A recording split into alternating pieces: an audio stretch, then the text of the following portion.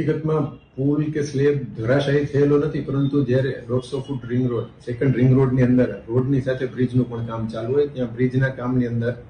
કાલે સવારે 50 મીટરના સ્પાનમાં 10 મીટરનો સ્પાન જે છે ત્યાં સ્લેબ ભરવાની કામગીરી શરૂ હતી. અમારા એક્ઝિક્યુટિવ એન્જિનિયર પણ ત્યાં સ્થળ પર હાજર હતા. સ્લેબ ભરતા ભરતા જ્યારે નીચેના સપોર્ટ હતા એમાં સહેજ ખસ્યો સપોર્ટ, એટલે સ્લેબ સહેજ બેન્ડ થયેલો, એટલે અમારા એક્ઝિક્યુટિવ એન્જિનિયરે તેમને સંપૂર્ણ